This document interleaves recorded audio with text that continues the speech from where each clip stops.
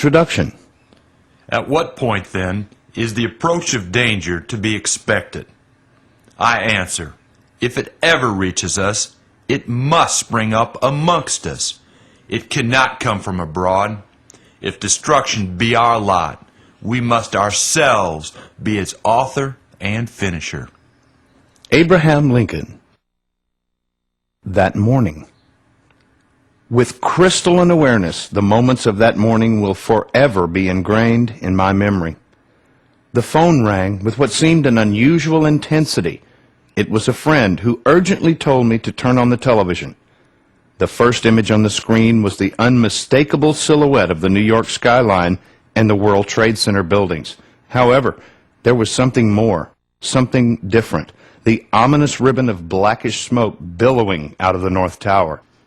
The announcer was stunned and at a loss for words when out of the right side of the screen emerged a small and fast-moving shape that disappeared behind the Twin Towers. And then The explosion. A yellow and red burst of horror-filled energy ballooned out of the South Tower. At that instant, a cold pulse went through my body. From the subjective stem of my soul, I felt the collective terror of the thousands of souls who were in the building. From the objective cortex of my intellect, I knew the Illuminati were initiating the first move of their deadly endgame. For innumerable hours of that day, more and more news came in. Other planes had been hijacked. The Pentagon was hit. The South Tower tilted and came down in a pyrotechnical display that seemed right out of Hollywood. The announcers did not know where the president was. The North Tower collapsed in an equally dramatic and terrifying fashion. The gigantic ball of gray dust billowed and chased thousands of onlookers down the streets. It was reported that up to 50,000 people could be dead. Another airliner was downed over Pennsylvania. It was reported that the vice president was in a secured underground bunker. All commercial jetliners were ordered to land. World Trade Center buildings 3, 4, 5, and 6 were on fire. The new estimate was that 20,000 could have been caught in the towers. It was rumored that Osama bin Laden was behind this attack. It was still unclear where the president was. The area was sealed off, and Mayor Giuliani was giving statements. We watched dozens and dozens of replays. There were more reports that bin Laden was behind the attack. The president was reported to be on his way back to Washington. Revised estimates were again lowered to 10,000 that could have lost their lives. World Trade Center building number 7, a 47-story tower, mysteriously came down that evening, and on and on. The trick. Just as those of us old enough to remember, almost 40 years ago, where they were and how they felt when Kennedy was assassinated, we will all remember 9/11/01. These events and images have been intentionally ingrained into our consciousness. This is very important to remember. The reason this is so vital is we need to fully realize the masters of deception who are behind this massive drama are stage masters and magicians of the very highest order. Always remember, the magician twirls his cane seductively and gets us to look off into the sky. Yes, those jets did slam into the WTC and Pentagon, and almost 3,000 people died. To be sure, this was one of the most unjust, deadliest, and cold-hearted attacks on civilians in history. The personal terror and destruction generated were no illusions. At the same time, if we are to free ourselves of this matrix of fear, we must break out of the mental boxes that have been subliminally masterminded into our thought programs. The trick that has been played on us so successfully by the power elite is to create a massive cultural subconscious of primal fear. Fear takes us out of our heart space and destroys our intellectual process. Those who do not use their God-given power of objective intellectual reasoning are controlled by the vagrancies of an undisciplined mind and are easily duped. Those who do not stay centered in their heart space are easily moved toward the self-destructive energies of anger, hate, revenge, confusion, and fear. Hegelian principle. When viewed objectively from a historical perspective, one can see that the events of 9/11 were the classic setup using the Hegelian principle. George Wilhelm Hegel, 1770 to 1831, was a German philosopher who is today considered one of the most influential thinkers in modern times. Hegel's articulation and teaching concerning successive phases in the consciousness and awareness of man is still part of the bedrock of philosophical teaching. Hegel is known for his theorem, thesis, antithesis, and synthesis. A simplified English translation is problem, reaction, and solution. For hundreds of years, the Illuminati have used the Hegelian process to further their cause. They secretly create a problem, the general population reacts with fear, and the solution is to transfer power to those who originally created the problem. It is effective and diabolical. An example of this process is Roosevelt's agents had cracked the Japanese secret codes and knew that Pearl Harbor would be attacked months in advance. However, FDR intentionally never gave this information to the naval base commander because he wanted a cause to enter the war. Previous to the attack, the people of America were overwhelmingly opposed to getting involved in either the European or Asian conflicts. After the so-called surprise assault, Congress reacted and declared war in the next few days, while the vast majority of citizens who understandably believe this story patriotically came together to fight. For those people who believe in fairness and goodness, even considering that rogue elements in our government could carry out such wicked actions, this is difficult to comprehend. It is essential that good and honest people consider the accusations and, more importantly, the evidence. This evidence documents how federal agents have initiated violent and increasingly deadly action against innocent American citizens, i.e., Ruby Ridge, Waco, the World Trade Center bombing of 1993, Oklahoma City, TWA Flight 800, and now 9/11. If this evidence is correct, that unconstitutional and lethal force is being used against our own citizens, together with the accusation that the predominant media is intentionally presenting untruthful information, then, well, you be the judge.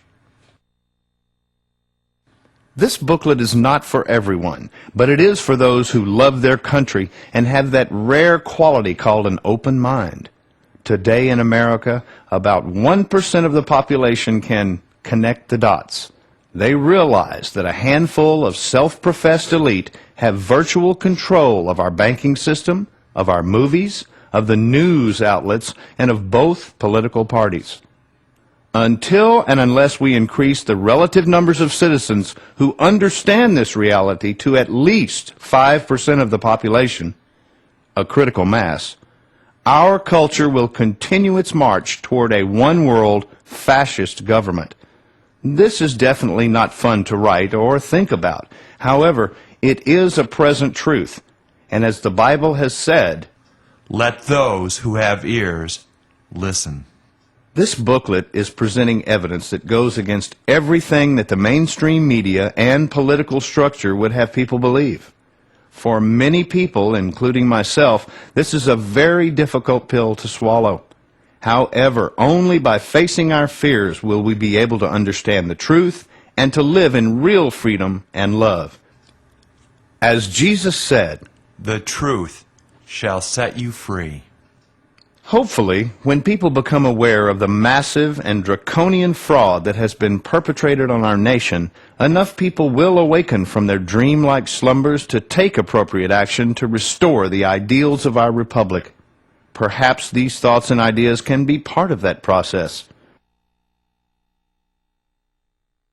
The setup. I tell you, freedom and human rights in America are doomed. The U.S. government will lead the American people and the West in general into an unbearable hell and a choking life. Osama bin Laden, BBC taped video interview after September the 11th. The American people have been played like a fine violin in the hands of a master in relation to the information we have been given by the predominant media. As soon as the 9/11 events began unfolding, the so-called experts immediately showed up on TV, and lo and behold, a very high percentage of these talking heads just happened to belong to the Council on Foreign Relations. The CFR is the primary political organization of the elite in the United States, and is described by former Senator and presidential candidate Barry Goldwater as an offshoot of a British secret society whose purpose is to destroy the sovereignty of the United States and create a one-world government. The following 14 points are objective pieces of factual information and relevant questions concerning events which took place before 9/11 that have been glossed over, misrepresented, or ignored by the government and media. Point number 1. In 1979, the CIA initiated a massive program of covert military aid to indigenous Islamic tribes in Afghanistan and Islamic volunteers from other nations who were in opposition to the Russian military invasion of that country. The Russians had formed a coalition with several Afghani tribes from the north of that country, which are referred to as the Northern Alliance. The tribes supported by the CIA were called the Mujahideen by the Western press. Ronald Reagan in 1986 euphemistically referred to the Mujahideen as the freedom fighters of Central Asia. Elements within the Mujahideen later branched off to become Al-Qaeda, again with full CIA support and funding. Point 2. The leader of Al-Qaeda is a Saudi Arabian who had been educated in Europe, whose name is Osama bin Laden. Osama bin Laden's father was Sheikh Mohammed bin Laden, who founded and built Bin Laden Brothers Construction Company. Later, this company was renamed the Saudi Bin Laden Group.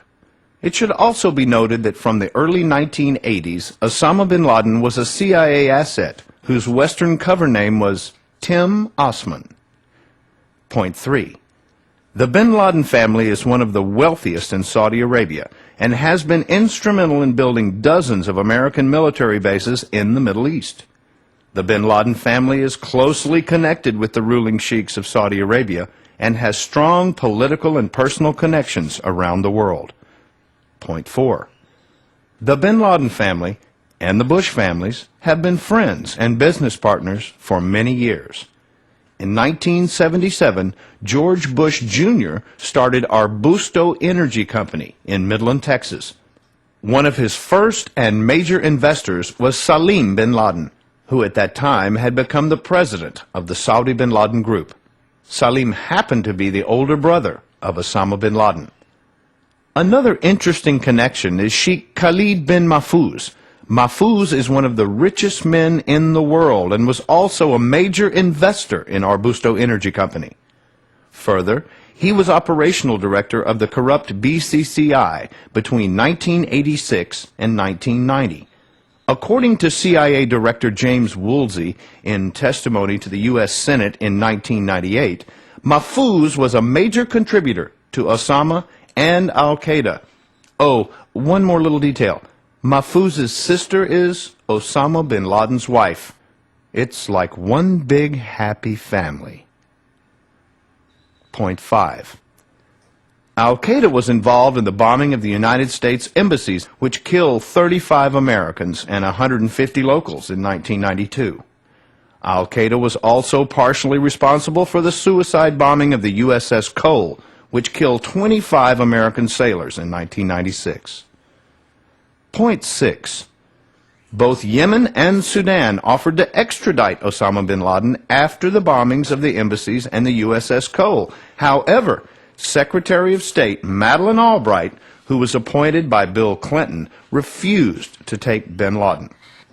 Point 7. John O'Neill was a deputy director of the FBI and resigned his post in disgust because of interference from both the Clinton and Bush administrations in the investigation of Al-Qaeda. He allegedly said this: The main obstacles to investigate Islamic terrorism were U.S. oil corporate interest. Mr. O'Neill had the misfortune to be hired as the director of security at the World Trade Center starting on 9/11/01. He was killed on that day in the World Trade Center bombing. Point 8. European newspapers have widely reported that Osama bin Laden was sick with a kidney malfunction and went to an American hospital in Dubai in January of 2001. While there, he met with the CIA's section chief. These accusations are extremely serious because this is after the bombings of both the American embassies and the USS Cole that were tied to bin Laden. Point 9. Intelligent people from around the world laugh at the mere idea that bin Laden could orchestrate the complex hijackings of 4 commercial airliners that took off from 3 different airports from a cave in the mountains of Afghanistan, 12,000 miles away. Point 10. In October of 1993, there was a car bombing of the World Trade Center. The bombing was not successful in bringing the building down because the car was parked too far away from the interior columns. Unfortunately, 34 people were killed. The bomber was a 43-year-old Egyptian, Imad Salim. According to stories from the New York Times, Salim was paid $1 million and was trained by the FBI to perform this reprehensible act. Salim figured out that he was being set up to be the patsy and taped John Antisev. Antisev, a top American FBI agent, told Salim to proceed with the bombing. The media is strangely quiet about this act of treason from within. This is incredible. Few people are aware that there was an attempt to blow up the Alfred P. Murrah building in Oklahoma City in 1985, 10 years before the last incident. The New American magazine has done a wonderful job of investigating and reporting about this group that initially tried to blow up the building and who live in Elohim City, Oklahoma. Many independent investigators believe this same rogue group was involved in the 1995 bombing and may have had support from elements within the FBI.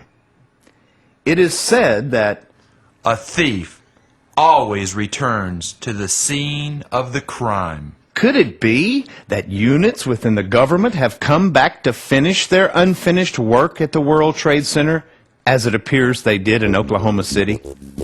Point 11.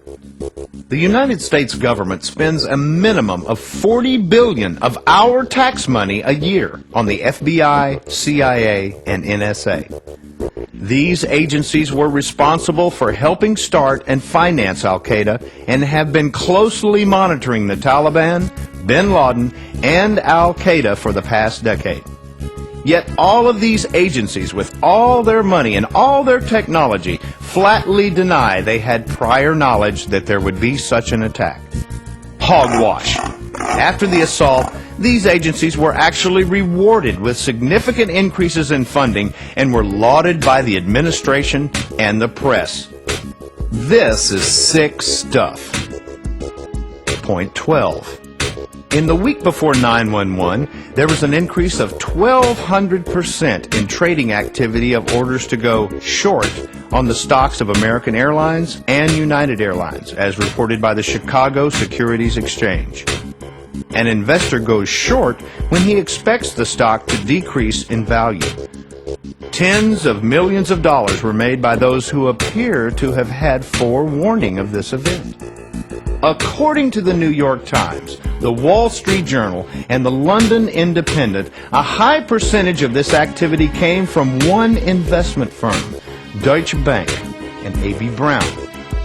The principal manager of this firm until 1998 is now the director of the CIA. There has still been no official investigation. Point 13. According to Reuters News Service, 2 of the terrorists went to a topless bar a few nights before the attack. While at the bar, they were supposedly obnoxious, had lots of drinks, and each spent over $200 for lap dances. The story goes on to say they talked about how America was going to suffer and conveniently left business cards. Oh, one more thing. Being faithful Muslims, they also left a Holy Koran. Sure. The spin doctors must have been drunk when they came up with this story.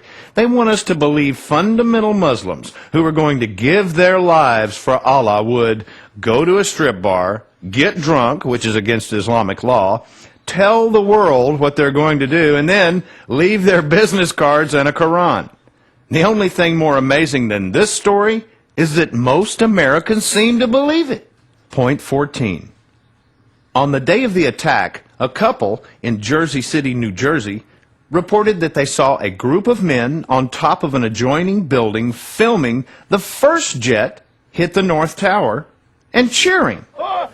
They assumed that these men were Arab terrorists and called the police.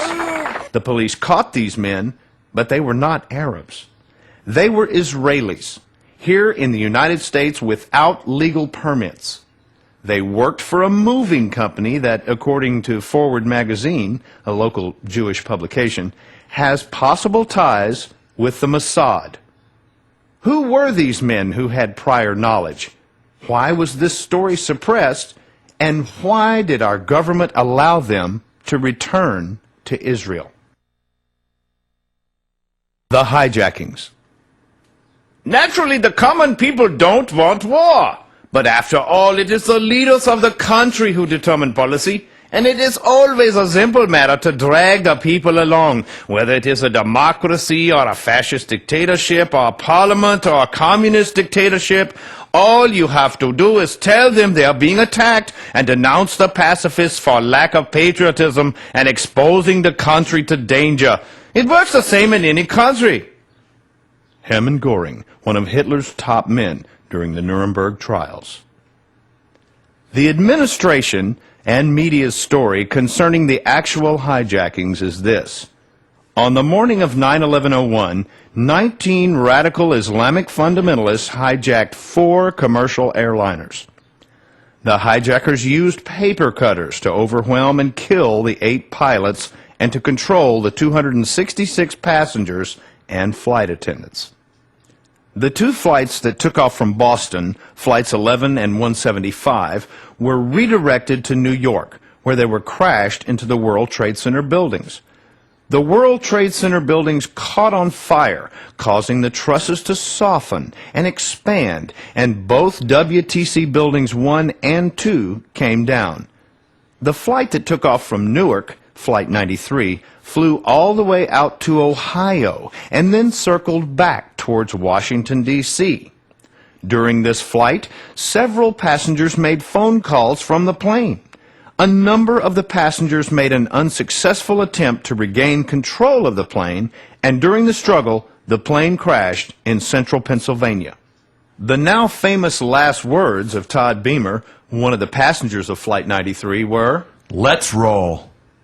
The 4th flight, Flight 77, took off from Washington, D.C., flew across Virginia, West Virginia, and got to Ohio, turned around, and flew back to Washington, D.C., where it slammed into the Pentagon. This is the story that a vast majority of Americans have repeatedly been told and believe. The following list of objective facts, worthy questions, and valuable insights into this segment of the 9/11 events are essential to making good decisions as to what really happened. Point 15. Of the 8 pilots on the 4 flights, 6 had military experience and were considered men who could take care of themselves. Is it possible all 8 could be overwhelmed and killed by hijackers who were using paper cutters? Further, is it possible none of the 8 pilots could take any evasive actions or send out alerts to the FAA? Yes, these things are possible, but they are not probable. Point 16. 2 supposed pilots of hijacked Flight 77 were Khalid al-Midar and Nawak al-Hamzi. This is the flight that disappeared over Ohio, came back, and pulled off an extreme spiral maneuver, leveled off, and hit the Pentagon. Flight instructor Rick Garza at Sorby's Flying Club had this to say about our ace pilots. It was like Dumb and Dumber. I mean, they were clueless. It was clear to me they weren't going to make it as pilots. Point 17. Flying jumbo commercial airliners is not like driving a golf cart. There are significant skills one has to learn. First, the pilots who were not from this country would have to fly by sight for several hundred miles. Secondly, the pilots on Flights 175 and 77 were said to have brought the planes down from 30,000 feet, performed fast and tight 280-degree veers, and hit their targets with bullseye precision, all by hand. Give me a break. A commercial airliner creates 1.5 to 2 times the normal gravity when it turns. With turns at this altitude, this speed, and this degree of tightness, the plane would be pulling 6 to 7 times normal gravity. According to experienced commercial pilots, these maneuvers would be virtually impossible for any but the most advanced pilots to accomplish. Point 18. Very few people are aware that the Telegraph, a paper out of New Hampshire, reported that flights 175 and 11 crossed paths at the same moment, directly above the Stewart International Airport in New Windsor, New York. Well, what a coincidence! One of the controllers of this facility is reported to be also the controller of the Egypt Air Flight 990 that crashed in 1999, when the pilot supposedly committed suicide. Interesting. Point 19. It must also be noted the FAA has not released flight path information or the full voice recordings of the communications between the planes and the FAA. There are 2 black boxes on each large airliner, and these boxes are built to withstand major crashes. Thus, it is a bit strange that the FAA says that most of the information on all 8 black boxes of these flights was destroyed. Point 20. Few Americans are aware of a technology called Global Hawk. With this technology, flying drones, which look very similar to commercial planes, can be maneuvered with great precision. Many believe that this technology can also be used to override the manual or auto control of a commercial airliner, and perhaps could have been used on 911. 21. The official story is United Flight 93 took off from New Jersey, was hijacked, and flew out to Ohio, where it turned around and headed back towards Washington, D.C. Supposedly, the passengers made several calls to loved ones, and Scott Beamer and others made an attempt to take back control of the plane. During the fight, the plane crashed. The problem with this story is that the plane did not crash because of the fight. The plane was shot down. Here are the facts. 1. The debris was scattered over an 8-mile radius. 2. The debris was blown into tiny pieces. 3. Witnesses in the area report hearing a loud explosion while the plane was in the air and seeing military jets. Point 22.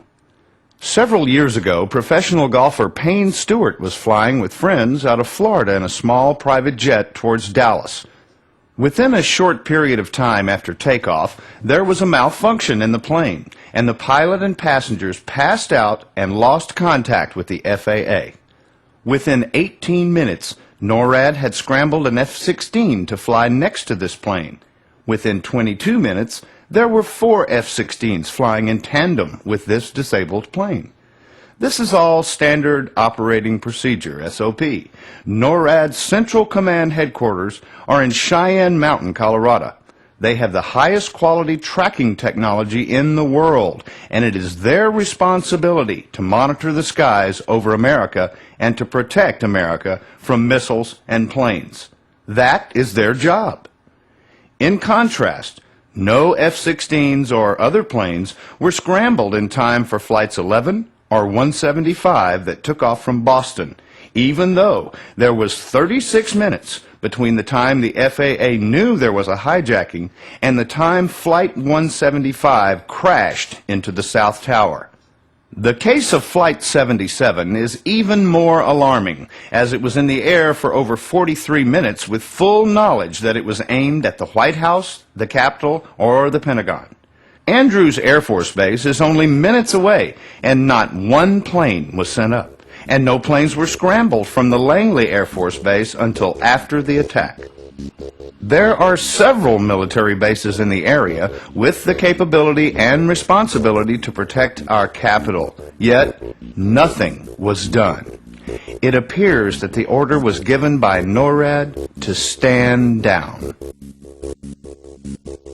The destruction of the World Trade Center complex. None are more hopelessly enslaved than those who falsely believe they are free.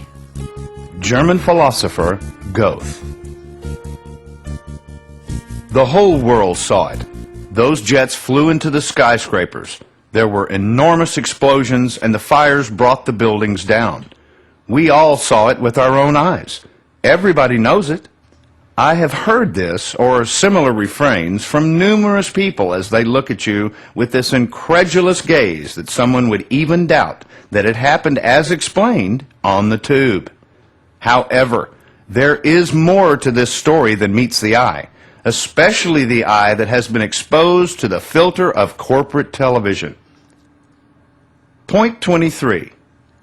Construction on the World Trade Center buildings 1 and 2, that's north and south, was commenced on September the 11th, 1971. At 1,350 feet, they were two of the tallest and most famous buildings on Earth. One fact most people did not know is that they were engineered and built like the proverbial brick outhouses. These buildings were over-engineered to withstand major storms and hits from large airliners. They were built with 47 enormous interior steel core columns, together with 236 large exterior steel columns that were welded and bolted together with steel plates. Further, there were steel trusses which crisscrossed, making a mesh that connected every other exterior column. Plus, there was diagonal bracing and steel rods connecting the trusses. There were also corrugated pans with poured concrete on every floor, and all of this was anchored in a very deep and heavy foundation. Point 24. The buildings were architecturally designed to absorb energy and to sway in storms. According to witnesses who were in the building relatively near to where the planes made contact, the towers briefly swayed for seconds as intended. Other witnesses in the area said that the noise and blasts were significant, but the tremor felt at the time of contact was minimal. Point 25. Fact: no steel-structured building in New York, the United States, or in the world has ever come down due to fire. In the last 100 years, literally dozens of steel buildings have caught on fire and burned for long periods of time and have not come down. A good example is the Meridian Plaza in Philadelphia, a 38-story office building that in 1991 had a hot fire. It burned on 8 floors for 19 hours, and 3 firefighters died combating the blaze, but it did not come close to bringing down the building. In contrast, the World Trade Center North Tower fire lasted 1 hour and 43 minutes, and the World Trade Center South Tower fire lasted 56 minutes. The fires in both towers burned significant proportions of rubble, sheetrock, carpet, furniture, etc., producing lots of black smoke, indicating they were burning inefficiently and were relatively cool fires. Point 26. The facts. A. Steel melts at 2,700 degrees Fahrenheit. B. Jet fuel, when mixed in precise proportions with air, will burn briefly at 1,800 degrees Fahrenheit. C. Because of the debris, carpeting, sheetrock, furniture, concrete, aluminum, etc., and lack of oxygen, the fire at the World Trade Center probably burned at 1,200 to 1,300 degrees Fahrenheit. Point 27. It must also be remembered that a significant portion of the fuel exploded outside of the buildings. The exterior columns were exposed to the air on 3 sides and would dissipate heat at a fast rate, and the beams and columns were coated with fireproofing materials. Point 28. The official story is the buildings came down at point of contact because the intensity of the fires caused the trusses to push out the columns. Yet, when one views the hole created in the North Tower by the plane, there are only relatively small fires, and the heat must not be excessive because you can see 2 people standing and staring out near the opening. Point 29. The top section of the South Tower began to tilt at approximately 9:59 a.m. At this moment, a large cloud of gray dust suddenly puffed out of the building. The 35 stories of the top section continued to tip to 23 degrees past vertical, At this point, the upper segment was hanging over the edge by approximately 65 feet. In frame-by-frame pictures, one can see the concentric and uniform mushrooming gray cloud rapidly expand to envelop the building. As this was happening, one can see debris being blown away from the building with an extremely powerful blast. The overhanging upper section of the building was then mysteriously shrouded and was never seen again. Then the whole building came straight down.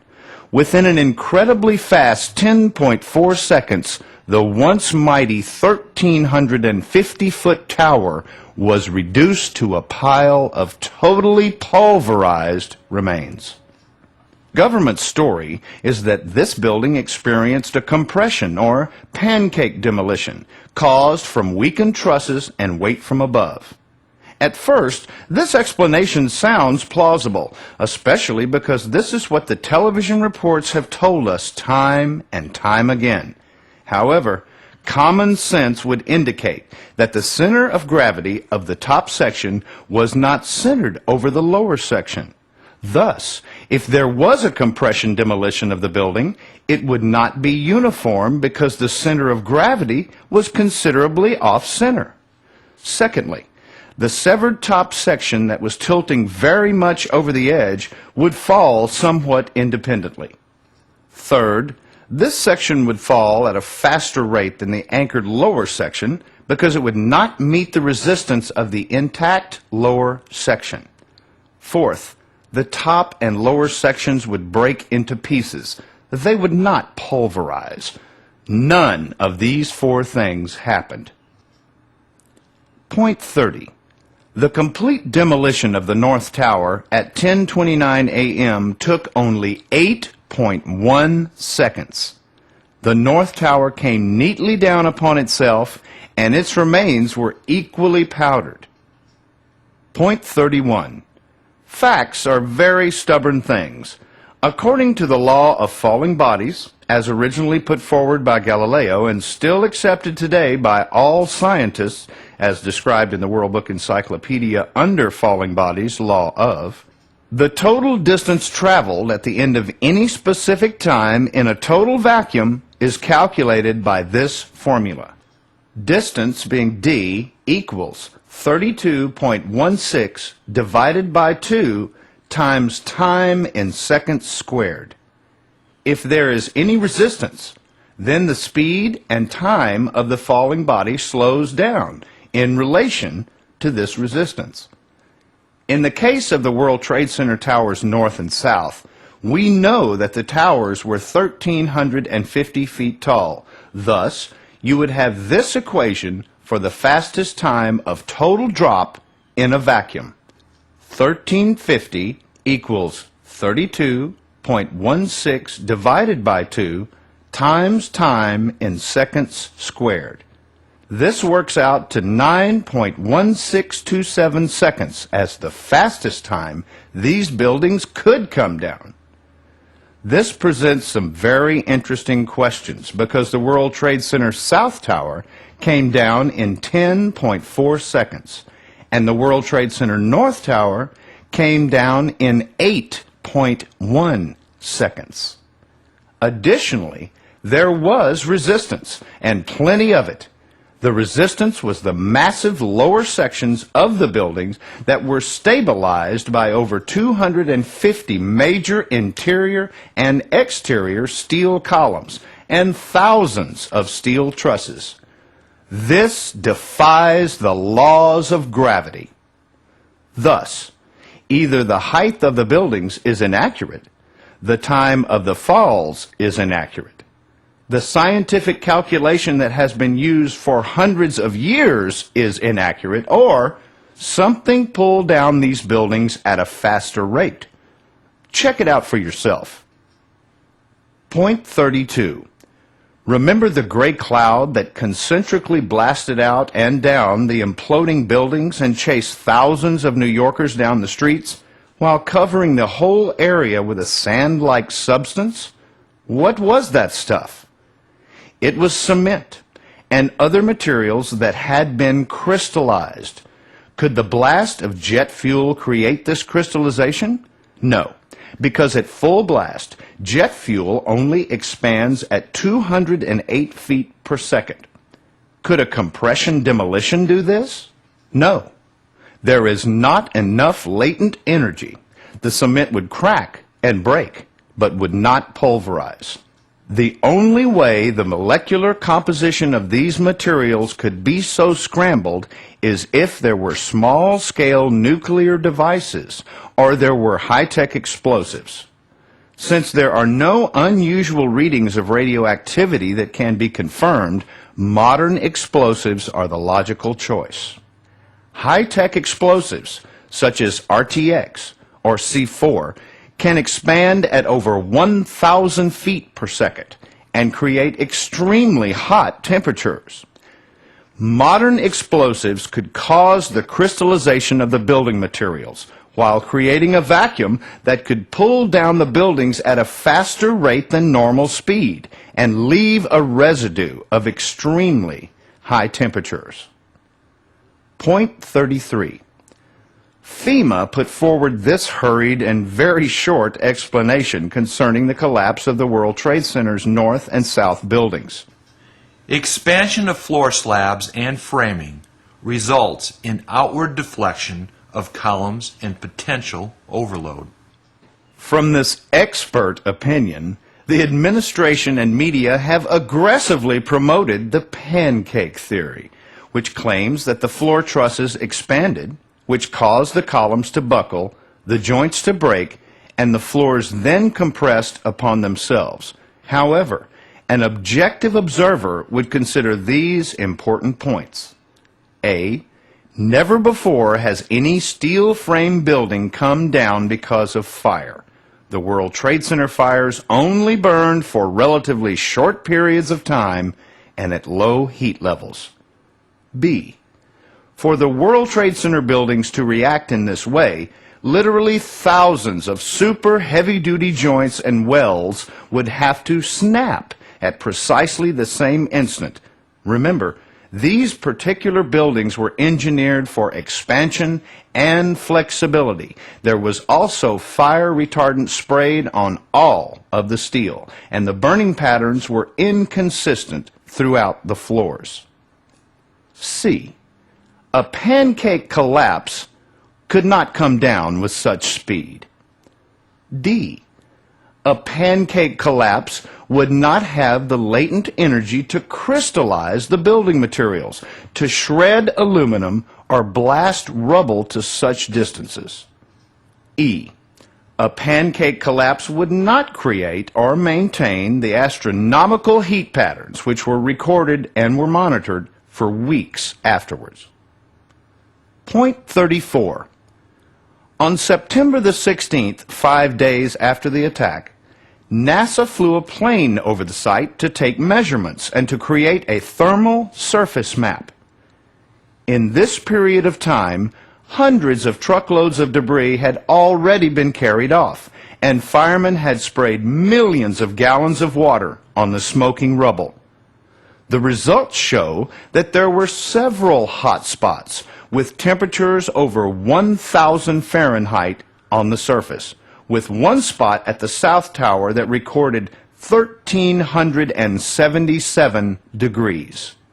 Most of us noticed that the area continued to smoke for weeks. Since neither tons of jet fuel nor a compression demolition have the potential to create this type of heat, much less maintaining this heat for days afterwards, an impartial detective would have to conclude that there was another source for these extreme temperatures. Christopher Bowen of the American Free Press has also discovered that the steel columns at the base of the foundations, 70 feet underground, were melted. That would indicate that temperatures would have had to exceed 2,700 degrees. Hello? Is anybody in the predominant media, government, or law enforcement listening? Point 35. World Trade Center Building 6 is an important part of the puzzle. Shortly after World Trade Center Building 2 was hit, there was a huge explosion that appears to emanate from the center section of World Trade Center Building 6. Only later did the building catch on fire. It then burned for hours at a very hot temperature, and the fire was eventually put out. Again, an objective investigator would ask, A, what caused the building to explode before it caught on fire? B, after the center of the building had been blown apart and it had experienced a prolonged and intense fire, why did this building not come down like buildings 1, 2, and 7? Point 36. The facts surrounding World Trade Center Building 7, a 47-story building, are even more bizarre. World Trade Center Building 7 was built on top of a major electrical substation that housed 10 large transformers. Further, the landlord had allowed the tenants to install large diesel fuel tanks with a capacity of over 42,000 gallons to take care of emergency power generation in the building. Some of the major tenants in the building were Mayor Giuliani, who had built a $13 million control bunker in this building, the CIA, the Department of Defense, and the Secret Service. It seems quite strange that the mayor would build such an expensive bunker in a building that was on top of such potentially explosive tanks and transformers. Additionally, World Trade Center Building 7 was not reported to be on fire until 3 p.m. This is 5 hours after World Trade Center 1 and 2 had collapsed. These fires were relatively minor and had been burning for less than 3 hours when the whole thing came tumbling down at 5:25 p.m. It appears from pictures to be a totally conventional demolition. There were no huge explosions. The building walls fell neatly in on themselves, and the rubble was cracked and broken, not pulverized. It is of interest that neither FEMA nor anyone else made a report or even made a suggestion as to what had happened to this huge building that housed some very interesting tenants. Point 37. It is said that every picture tells a story. And in the case of the seismic activity as documented by Columbia University Seismology Group, there are some very interesting stories. The South Tower registered a tremor of 2.1 and came down in approximately 10.4 seconds. The North Tower registered a tremor of 2.3 and came down in just slightly over 8 seconds. The pattern that is registered for World Trade Center Buildings 1 and 2 indicates a series of bombs were detonated in cadence, with the last explosion being the largest charge. The pattern as registered by the fall of World Trade Center Building 7 is significantly smaller in magnitude and is the signature of a conventional demolition. The attack on the Pentagon. They that give up essential liberty to obtain temporary safety deserve neither liberty nor safety. Benjamin Franklin. The Pentagon is one of the largest office buildings in the world and houses the Department of Defense. It sits on the Potomac River in Arlington, Virginia, directly across from Washington, D.C. The building is a traditional 5-sided pentagon and has 5 concentric rings that are connected by passageways. Construction on the Pentagon was started in September of 1941 and it was finished in 1942. Now more than 25,000 civilians and military personnel work there. Many historians believe that symbols are essential to the methodology of the Illuminati. Thus, it is interesting to note many believe that Washington, D.C. was built upon a street grid that represents Masonic occult symbols when seen from above. It is also interesting that Webster's dictionary explains a pentangle as a magical occult emblem. Regardless of why the Department of Defense building was designed in such a way, we all know the Pentagon is supposedly the most protected building of the American Armed Forces. So, when we are told a known hijacked plane that is 3 states to the west makes a 180-degree turn back toward the Capitol and is allowed to attack the military command center of the whole United States, totally unmolested, something just isn't right. Point 38. There are more cameras and surveillance equipment around the Washington, D.C. area than any other place in the world. So when the military releases only 2 pictures of the attack that don't even show the attacking plane, then I would hope good people would start asking some very tough questions. Point 39. Supposedly, within 15 minutes after the crash into the Pentagon, FBI agents were driving to local businesses and confiscating their surveillance cameras. Point 40.